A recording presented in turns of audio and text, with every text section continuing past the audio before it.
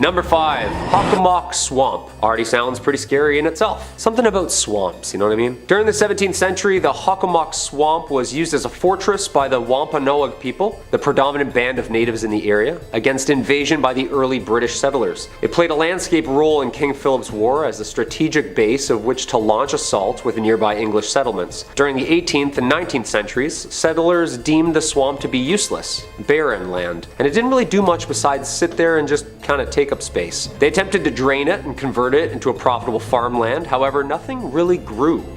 The natives of the region placed a much higher value on the swamp, however, for centuries. The first people had relied on hunting food there, riddled with fauna, and the swamp had gained an important legend and folklore among them as being a place where many things meet. They named it Hockomock, the Algonquin term meaning place where spirits dwell, and that's exactly what people say they do. Dwell there. What makes this swamp so haunted is the different purposes it was used for. A cesspool for bones of the fallen. Some places are just more susceptible to violence and death over the years, and that reputation of spirits lingering is what's so heavy and cold about this location. Much of the swamp served a dual purpose as a sacred burial ground as well. The Hockomock is occasionally referred to as the home of the Hockomock. The Wampanoag people worshipped and feared Hockomock, the chief deity of death and disease. Hockomock, composed of human souls of the dead, was known to congregate in areas like the Hockomock Swamp. Thus the term and lore stuck. Yep, just a giant mud monster swallowing souls. Charming. There are many stories and legends that have become associated with this swamp and are even connected to the number 1 on my list. It remains a place of mystery and fear and apparently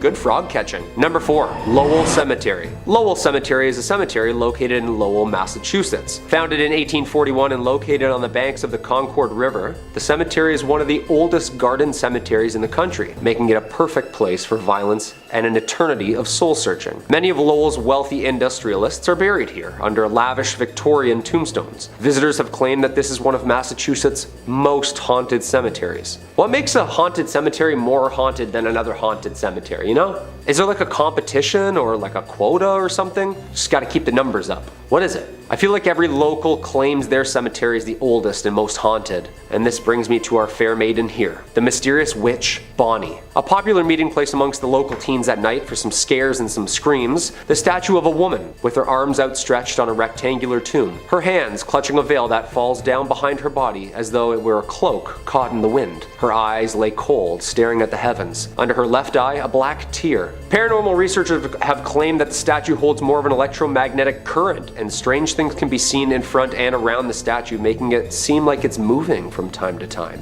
Creepy. There is local lore that if you leave a coin or ribbon on the statue, then you'll get good luck, and in return, if you steal or take the items from the statue, the haunting whispers of bad karma will follow. Although research shows that this gravesite holds no actual sinister history, the ghostly sightings surrounding it are a hotspot within the cemetery. I bet at night under the moonlight this woman could be very terrifying. Number 3. Boston Common. Most common fact about the Common, one of the most haunted places in Boston. That rhymed really weird, didn't it? If you're out for a walk and feel the need to brush up on your American history, then you can be sure to either see the ladies by the trees or the patriot men rushing the battlefront. Well, what's left behind from them at least. The Boston Common had a multi-purpose identity through the centuries. Originally as a farm and then trading grounds for the British and American military, the Common was used as a camp during the American Revolutionary War. 20 minutes to load these old muskets and a lot of people dying. It was also used for public hangings up until 1817, most of which were from the large oaks, which were eventually all replaced with gallows in 1769. These grounds held weight during the witch trials and made a perfect open concept park that a spectacle could be enjoyed at. These people were sick. This place has seen its fair share of violence. The 350-year-old park is full of graves, ghosts, and gallows. It's almost impossible to know just how many bodies lay underneath the park, like a cesspool of unmarked graves from many different eras. Most buried here were low class, sick, or died in battle. Oh, and of course were hanged in front of the public. This place is home to many dark shadows, cold spots, and the occasional smell of gunpowder. Next time you're in Boston, swing by one of America's oldest and fullest cemeteries and see if you can see anything for yourself. Number 2. The Danvers State Hospital. The Danvers State Hospital, or also known as the Danvers State Insane Asylum, was a psychiatric hospital located in Danvers, Massachusetts. It was built in 1874 and opened in 1878 on the isolated site in rural Massachusetts, which, fun fact, the judge who preceded the Salem witch trials lived on. That's bad karma already, isn't it? Despite being included in the National Registry for Historical Places in 1984, the majority of the building was demolished in 2007. At a cost of $1.5 million at the time, the hospital originally consisted of 2 main center buildings with housing for the administration, with 4 radiating wings on each side. The outermost wards were reserved for the most hostile patients. This was a prominent location where medications were being tested by the government, and the favored lobotomy was being fleshed out. When shock therapy failed to control the population, lobotomies started, and in 1939 the population of the hospital swelled to almost over 2,400 patients. A total of 278 people died at the hospital that same year. Neurology experts often call Danvers the birthplace of the prefrontal lobotomy. Ouch. Visitors to the hospital during these years reported lobotomy patients wandering around staring blankly at nothing, unaware of who they were or what they were doing. Large budget cuts in the 60s played a major role in the progression of closing the Danvers State Hospital, and with nicknames like Hell Hill Hospital and Lunatic Asylum, the hospital began slowly closing its facilities by 1985. The original hospital wards were closed and abandoned soon after. During the 80s, reports began to filter out of the hospital about missing teenage patients. The stories of ghostly figures and shadows in the windows were thriving. Are the ghosts of the lobotomized patients still aimlessly walking the realms of this now demolished hospital? What do you think? And number 1, the Bridgewater Triangle. Just a couple miles south of Boston is one of the most interesting and bizarre places in Massachusetts. I chose this as the number 1 spot due to not only the paranormal ghostly figures that have been seen across the vast plains, but 200 miles of connected weird events that will definitely catch our attention. It's named from the triangle shape. The paranormal events and phenomenon that occurs within these mapped lines includes as many as orbs, UFOs, Bigfoots, fairies, skinwalkers, alien hybrids, you name it, it's there. Well, possibly there. The towns of Raynham, Brockton, Norton, and Taunton are all subject to a universal head scratcher. In the 70s, there of course was a surge of UFO witnesses, at the same time several Bigfoot. Huh, that's interesting. Massachusetts just keeps getting stranger and stranger, doesn't it? Huge humanoid creatures, motherships, and landed UFOs have also been spotted and reported within this 200 square foot mile radius. Do you think this place is like a Skinwalker Ranch type of place? Maybe some motherships are trying to just reconnect with the Wi-Fi upstairs? I don't know. Whatever it is, the Bridgewater Triangle has been home to numerous documentaries and folklore and attracts spooky goers each year with its variety of paranormal activity. Number 5 on this list is the Zach Bagans Haunted Museum. Most haunted museums, or anything like that, are all kind of phony and corny. This one though, this isn't for the faint of heart.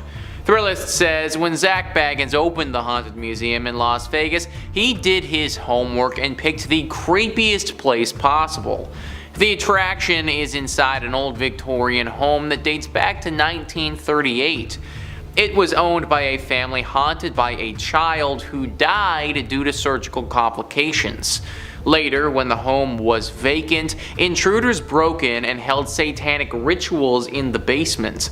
Adult actress Jenna Jameson actually grew up in the house and swears the stories are true, but doesn't like to talk about it too much. Today, you can take a guided tour of the Haunted Museum, frequently used as a filming location for Bagans' ghost adventures on the Travel Channel and Discovery Plus. The museum packs a lot into one visit with more than 30 rooms. Things start off relatively tame with a look at spooky artifacts and a gambling parlor and a closet full of creepy dolls. But the pace picks up with exhibits dedicated to notorious serial killers, an up-close look at a Volkswagen van used as a death machine by Jack Kevorkian, and a haunted hallway of killer clowns. It's best not to give away too many spoilers, but at one point you'll face an item described as the most haunted object in the whole world. You will even get to explore the basement at some point, which many people believe to still be extremely haunted. You gotta wonder why the heck so many horrible things happened here. Haunted child, satanic rituals, other questionable things that have probably not been leaked to the public. I guess it makes sense to have a haunted museum here, but obviously bringing in all of these other haunted items has just further promoted paranormal energy, and now this is clearly a hotspot for spirits and ghosts alike. Only go to this museum if you can handle a good scare. Number 4 on this list is Rhyolite Ghost Town. This abandoned town is full of scary spirits, ghouls, and maybe a lot more. Thrillist says, take a short road trip out of Las Vegas and spend the afternoon exploring the ruins of Rhyolite, one of the most compelling ghost towns in the country. A hub of mining activity during the gold rush, the town was quickly abandoned when the boom went bust following the Panic of 1907. Wander around and you'll see the scattered remains of a bank, jail, and train depot. The landscape looks more like a nuclear war zone than a ghost town, but just as sinister and perhaps still home to the spirits who once lived there many years ago. We have talked a ton about ghost towns on this channel before. Something about ghost towns seems to attract spirits. Maybe like the sudden absence of people leaves a void that these spirits seem to want to fill. It also doesn't help the situation when you have people doing some very questionable things at these ghost towns. Considering they are totally abandoned and out of the way, ghost towns make for some pretty good places to have some covert meetings and deals go down. This one in Las Vegas, it's no different. Apparently a decent amount of criminal activity happens around here, with a lot of drug deals taking place here. Every now and again, these deals can go sour, and usually that leaves a body. Murder and a gang presence aren't great things to sprinkle in when a town is already dealing with paranormal activity. For safety purposes, I recommend staying away from this town at all costs. Number 3 on this list is Westgate. So I am actually breaking the rules with this one a little bit because I think that you should definitely visit this place if you have the money. Thrillist says, some Las Vegas residencies never quite end. Elvis Presley redefined what it meant to be a superstar entertainer in this town, with more than 600 shows over 7 years at the International Hotel, which became the Las Vegas Hilton and is now the Westgate. The property continues to honor the king with a statue in the hotel lobby. Although Elvis passed away in Memphis, some believe his soul remains in Vegas, with his ghost haunting the Westgate International Theater and a lavish rooftop villa the singer called home whenever he was in town. It's not cheap, but you can book the penthouse yourself. Just call the desk and ask for the Elvis suite. I don't care how creepy it may be or how scary he would look, but if there is an opportunity to see the ghost of Elvis, then that is absolutely something that I definitely want to cash in on. Imagine you pull up to your hotel room after a night of drinking, and then you get to have a late night conversation with one of the greatest rock stars of all time ever. I don't think that Elvis would be the type of dude to hurt you or anything like that, even in ghost form. So as long as it's safe to do so, count me the heck in, dude. I want to go to Vegas and party with the ghost of Elvis. Number 2 on this list is Las Vegas Academy of the Arts. As somebody who graduated university for acting, and art school being haunted is just a tad bit triggering. Thrillist says the Las Vegas Academy of the Arts is a magnet school that specializes in music, theater, and other fine arts. Yet its legacy dates back to 1931, when it was known simply as Las Vegas High School, the first official high school in Las Vegas. The site has seen its share of renovations over the years, although 2 of its 3 original buildings remain on campus with their sturdy brick exteriors still in place. Generations of students have swapped stories about Mr. Petrie, a ghost that roams the hallways and haunts the school's theater. Some claim to hear strange noises or feel a chill, especially when rehearsals carry over to evening hours. So, who is Mr. Petrie? Some believe he was a former teacher. Others claim he owned a home that previously stood on the site of the school and burned down in a mysterious fire. Nobody knows for sure. All everyone does know is that Mr. Petrie is a menace. Let me tell you folks, acting is hard enough as it is without some creepy ghost causing problems for you mid-monologue. And apparently he likes to do that all the time. Many shows and performances have been ruined by Mr. Petrie, and the worst part about it is that he will only show himself to one person at a time sometimes. So the lead actor will be out there doing Hamlet and then all of a sudden see a ghost in front of him causing problems.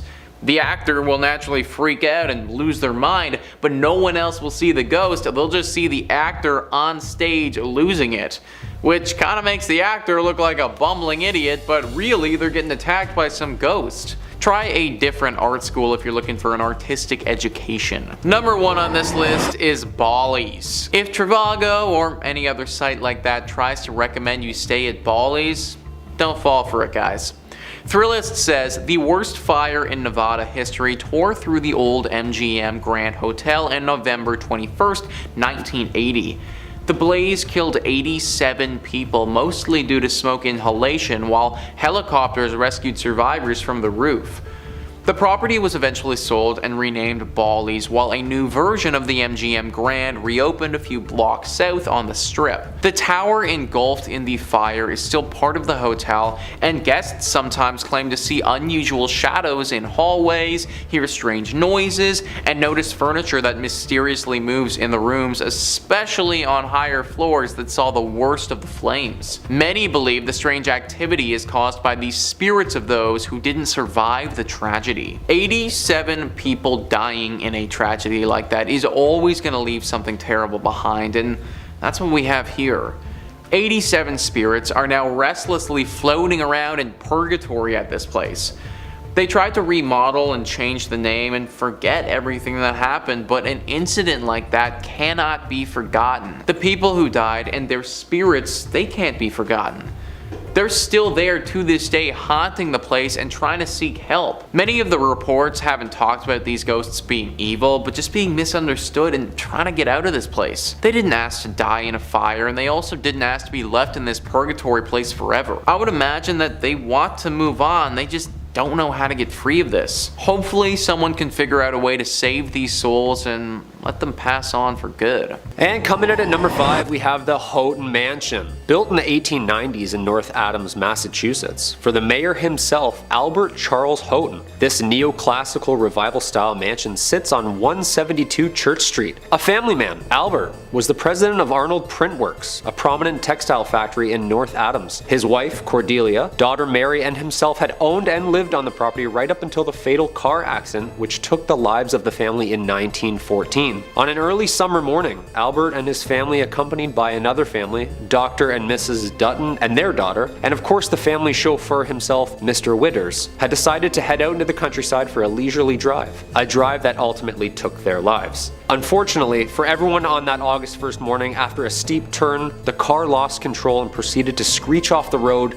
resulting in a rolling fatal wreck. All the women in this tragedy losing their lives, with the men barely surviving from the multitude of injuries. On August 11th, just 10 days after the accident, without his wife and daughter, Albert mysteriously died in the home from what doctors think was a broken heart. It is said that 3 ghosts haunt the Houghton Mansion, including Albert himself, Albert's daughter Mary, and the driver, Mr. Witters. The mansion remained with the Houghton family until 1926, when Albert's daughter Florence and her husband sold the building to the Freemasons. This is when the spookiness really started happening. Through its multitude of use throughout the years, additions to this historic site were added on by the Masons, using it for ritual and spiritual purposes, making this story even weirder. Over the years, there have been countless paranormal witnesses claiming that the ghosts roaming the halls of the basement, Mr. Witters himself, guilt-ridden with the responsibility of the crash, and Mr. Witters took his own life shortly after returning home with injuries, and residents that have stayed at the site have claimed that the manly figure aimlessly rummaging through the basement is the driver himself. Among these claims have another spirit lurking in Mary's bedroom. It is said that overnighters have witnessed multiple bright lights and auras flying around the bedroom in the middle of the night. I wouldn't even step foot into this house, let alone set up camp and spend the night. No way. The Houghton Mansion remains a tourist attraction and hotspot for paranormal goers worldwide, and to this day is one of the most haunted and mysterious sites in all of Massachusetts. Number 4, the Hoosac Tunnel. The Hoosac Tunnel, from the Algonquin word place of stones and the Mohawk word forbidden, is a 4.75-mile active railroad tunnel in western Massachusetts that passes through the Hoosac Range, an extension of Vermont's Green Mountains, and runs from Deerfield River in the town of Florida to the city of North Adams. The construction began in 1815 and ending in 1875 with a budget of $2 million, at the time the largest tunnel ever constructed, and it was later the result of taking lives of over 200 men during its construction entirety, earning it the nickname from locals, the Bloody Pit. This haunted, barren, 5-mile, completely enclosed stretch was subject to multiple accidents and deaths over the years, giving the tunnel its haunting history and reputation of being cursed itself. With the word forbidden, did the Mohawks know something that the workers didn't? Essentially, this cold, underground, pitch-black hole became one of America's strangest grave sites, resulting in everything from mysterious gas leaks, dynamite explosions, roofs collapsing, and even mechanic failures resulting in a mass flood. For the past decades, there have been numerous paranormal activity witnesses who have documented strange events, from police officers to the freight conductors themselves. Some of the reports over the last 100 years included numerous farmers and wagons ending up in different areas of the railroad, missing hours of time. The farmers had claimed that when spending time around the railroad and its tracks, that memory and confusion would always set in. Some residents have claimed that they have even been chased out of the tunnel by an unexpected freight train chugging along aggressively through the tunnel like a bat out of hell, and then vanishing. Numerous ghostly figures resembling workers roam the dark tunnel, and if that isn't scary enough, some people, including hearing the echoes and screams of even the workers who were buried alive under the rock, still holding their tools, or even seeing ghostly figures in pumping chambers where numerous men tirelessly making rafts not to drown. The Houghton Tunnel remains one of the most visited and haunted places, marking it just one of the sites you'll probably never find me at. Just in 2020, the tunnel was yet again subject to a mysterious collapse, resulting in months of repair. Yeah, I say stop fixing it and just let it be.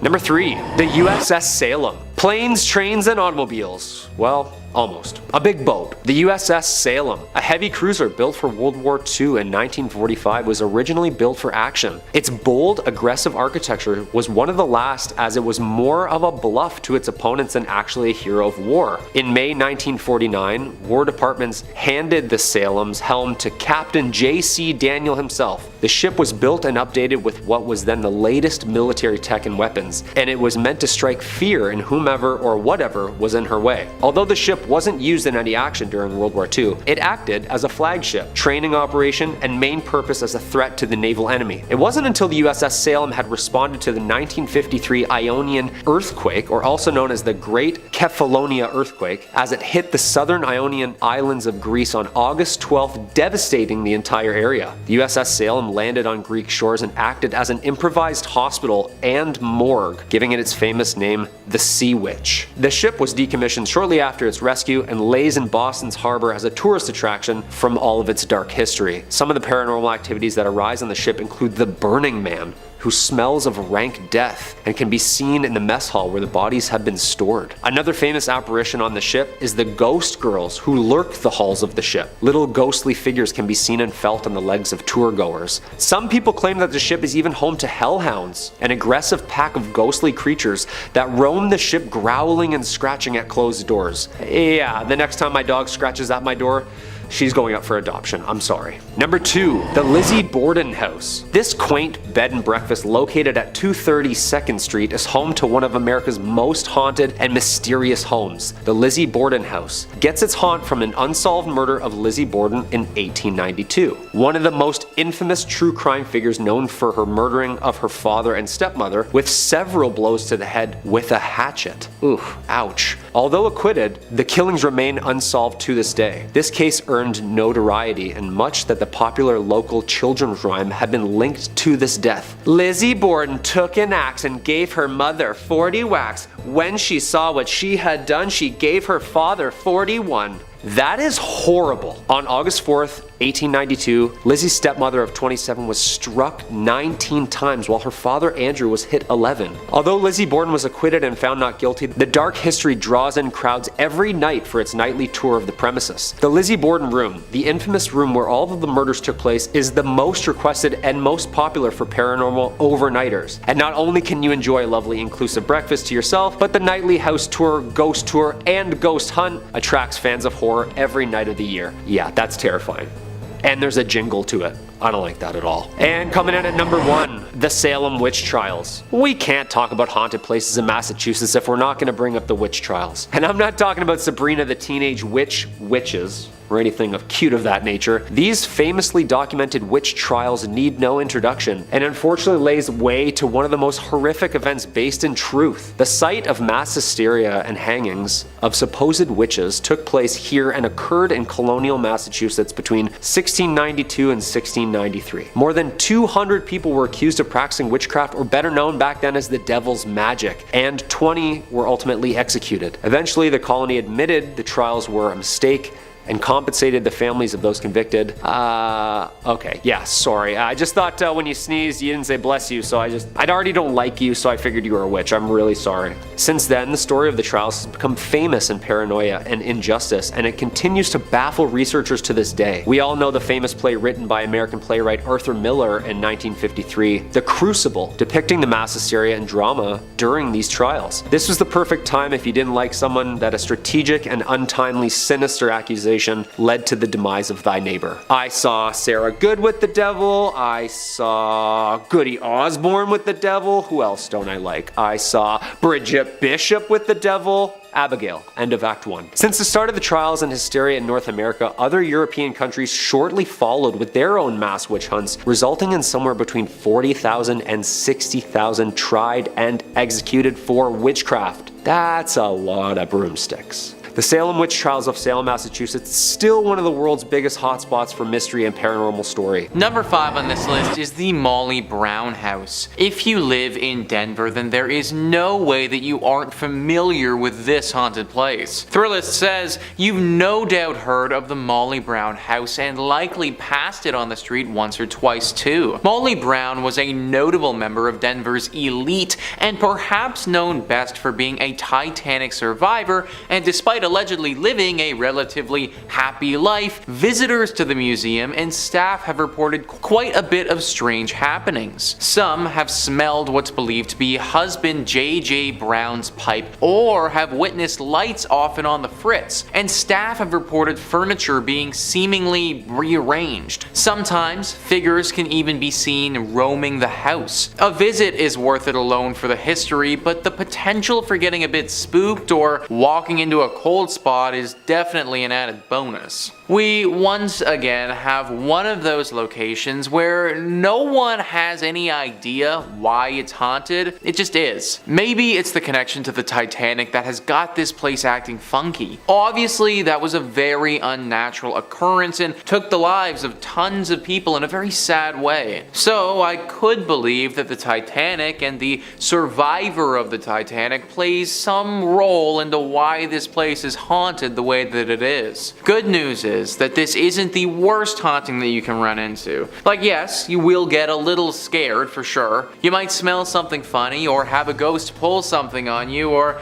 even maybe have small valuables go missing. But ultimately, you probably shouldn't be dragged to the underworld here by some shadow demon or anything like that. So I guess if you were to visit any place on this list, then this one wouldn't be the worst. Just be prepared for what's coming, because if you aren't, then it could leave you with some serious mental trauma. Number 4 on this list is Phantom Canyon Road. You need to be very careful on this road because there is a good chance you could suffer a serious crash if you aren't. Thrillist says a haunted road is one thing, but a haunted road in Colorado means you're likely on the edge of a mountain and at some serious elevation. Phantom Canyon Road is a detour off the Gold Belt Tour byway connecting Cripple Creek and Florence, and was originally the railroad for that route. As you drive along, you can clearly see the ghost towns of Wilbur, Adelaide, and Glenbrook, and legend has it that the reason for Phantom Canyon's name is credited to sightings of a man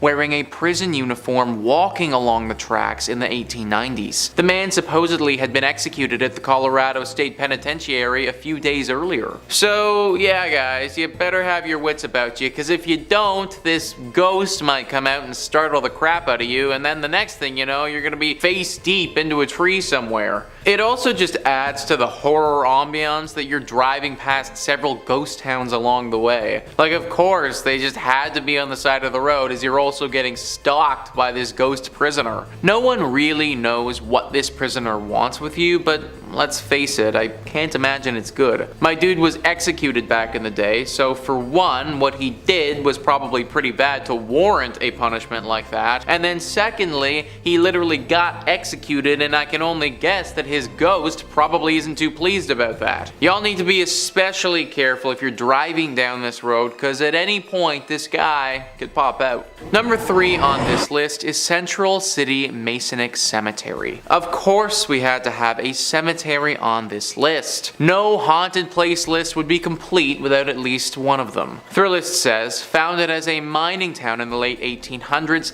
Central City is now known as a destination for those looking to head to the hills for a gambling fix in the casinos that now dot the area. But one thing hasn't changed. The woman in black who twice a year appears in this hilltop cemetery above the town. Known as the Columbine Lady, she comes to visit the grave of John Cameron, a prominent former resident of Central City who died in 1884. Some believe she is his fiancée, appearing to leave flowers for her lost love on November 1st, the anniversary of Cameron's death, and April 5th, a date for which the significance remains a mystery, much like the woman herself. This place is safe to go to if, of course, you do not go during these times. She's been coming for a long time, and anyone who tried to interfere with her has had to pay the price. Now, people kind of suspect that she was in a relationship with John Cameron, but there's also another theory. Many people think that John actually wronged her in his life, and that this woman in black comes twice a year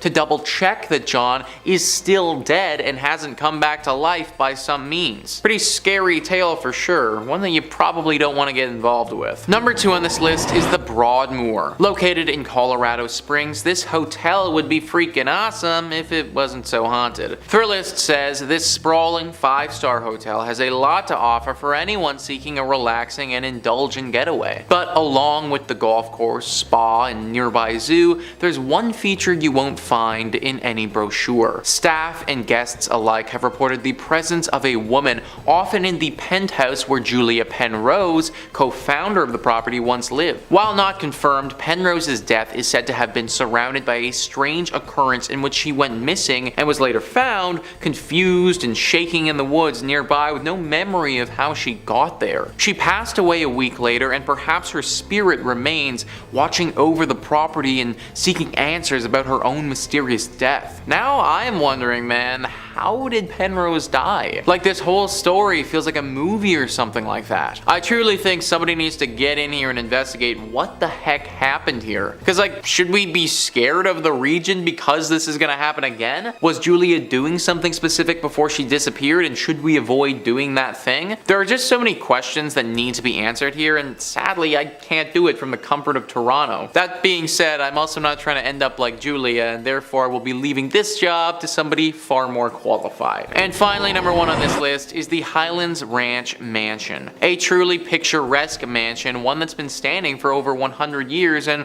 one that's home to a ghostly spirit. Thrillist says this sprawling stone mansion, built in 1891, is often rented for weddings and events due to its impressive structural beauty and picturesque prairie views. But it's also a historic property and somewhat of a museum of the times, with a bit of paranormal activity sprinkled in. The ghost of Julia Kistler, daughter of F. Kistler, who bought the property in 1926, is said to haunt the home, with visitors and staff alike reporting hearing a woman's sobs, seeing a silhouette figure moving about when the mansion was otherwise vacant, and lights sporadically turning on and off. I don't know about you guys, but during my wedding ceremony, I want to hear beautiful sounding music, not the sobs of some ghost woman thing. Apparently she's crying all the time, and this woman's emotions are not something to play with. There's a story where once several children were playing around here. There was a wedding ceremony scheduled here for later that day, and the children were off doing what kids do before the proceedings got underway. They ran into this ghost crying, and then they started to make fun of her. They were rude and definitely unkind, but they also didn't deserve what she did next. It's said that in a fit of rage, she flew inside their bodies and possessed each and every one of them for a short time, showing them things that were truly terrifying. Things that have ultimately changed those boys' lives and altered their mentality forever. Any ghost that's capable of doing something like that's one that I don't want to be around. Number 5 on this list is Villa Paula. This haunted place is located in Miami and has quite the interesting guest in the backyard. Thrillist says this stately white mansion was originally constructed as the Cuban consulate in the mid-1920s, home to Consul Domingo Millard and his wife, Paula. The Cuban-born Paula was known to spend her days playing piano and drinking Cuban coffee until she died from complications from a leg amputation in 1932. Legend has it that Domingo interred his late wife in a sarcophagus laid in the backyard. The sarcophagus is still there now, covered by ficus tree roots and nearly impossible to reach. Whether or not it actually contains her mortal remains is debatable at best, but reports of her ghost persist. It's said her ghost is in different rooms there, says History Miami's Dr. Paul George. People who've lived at Villa Paula since have had existential kinds of experiences. Among them, phantom coffee smells and piano playing, a one-legged woman roaming about as well. So there is a literal sarcophagus just chilling in this person's backyard. Can you imagine having that just show up on the house listing? I'd be like, no, we are not okay with that. I'm kind of surprised that no one has gone to go deal with the sarcophagus before. I mean, you can't just leave this thing down there like that and expect the ghost to just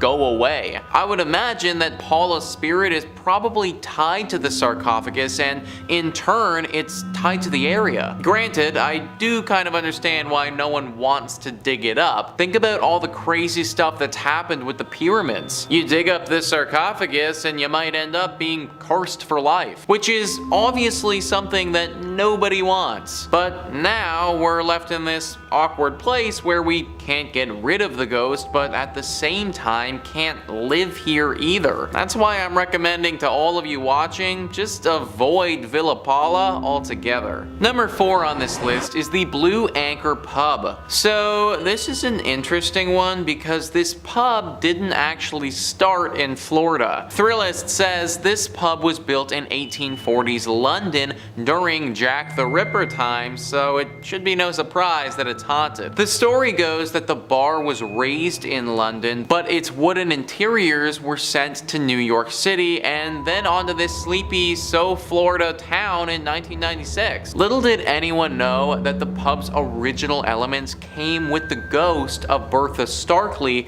a cheating wife who was murdered by her husband. Today, she can be heard rattling pots, knocking things over, and wailing in the middle of the night at the Blue Anchor. Every night around 10 p.m., the time that she was murdered, Bertha likes to remind everyone she's still here, so the current owners ring the ship's bell to scare her away. So, first thing, I've never actually heard of that before, where they take a building from one continent and then just decide to move it over to another continent. This bar must look pretty cool on the inside to go to all that trouble though. Obviously, this was a bit of a mistake and everyone would have been better served if we relocated this thing straight to the dump. Bertha doesn't care if it's in London or America or anywhere. As long as the structure of this pub is still intact, her ghost will still be floating around, which makes it very hard to enjoy a night out at this place. Like, imagine drowning several pints, going to take a piss, and then getting ambushed by some 1800s ghost in the bathroom with your pee-pee hanging out. Like, I don't know if I'd ever be able to recover from that, folks. Number 3 on this list is St. Augustine's Lighthouse. Ah yes, the haunted lighthouse, a true classic. Thrillist says St. Augustine's iconic lighthouse is a Florida landmark built in 1874. But climb up its 219 steps, and it's not just the views that will take your breath away. First, there's the ghost of Joseph Andrew, the original lighthouse keeper who fell to his death while painting the 165-foot tower. Then there are the Pity's 2 daughters who were playing with a building cart when it broke loose and slid into the nearby bay, drowning them both. While the girls giggle and run up and down the lighthouse steps, Joseph has been reported smoking cigars at the top of the lighthouse, keeping watch over his forever home. You know guys, if I had to be a ghost, then being Joseph wouldn't be the worst. I get to look out at the pretty scenery at the top of my lighthouse where hardly anyone bothers me, and I get to smoke cigars all day. Like, obviously I wouldn't want to be a ghost, but if I had to be, then this wouldn't be that bad. Either way, I'm not a ghost now. I am very much a human being, and if I want to stay a human being, then I recommend avoiding this place. It can obviously be very jarring to see two little ghost girls running around, and even though all of these ghosts are supposed to be pretty chill, we know that the paranormal can be unpredictable. I'm sure that there are tons of other non-haunted Florida lighthouses around if you're really pining for a good view. Number 2 on this list is Fort East Martello. If you don't like dolls, then you really won't like this one, guys. Thrillist says, if there is one rule all Floridians follow, it's do not mess with Robert the doll. The 4-foot figurine has terrorized anyone who hasn't taken him seriously since he was gifted to artist Robert Jean Otto in 1904. Otto blamed any mischievous act around him on Robert the doll, effectively coining the oft-repeated Robert did it mantra. The doll currently holds court inside Fort East Martello, where he lives inside a glass case surrounded by a constant soundtrack of haunting xylophone music. The room evokes a heavy air immediately upon entering, and the walls are papered with apology notes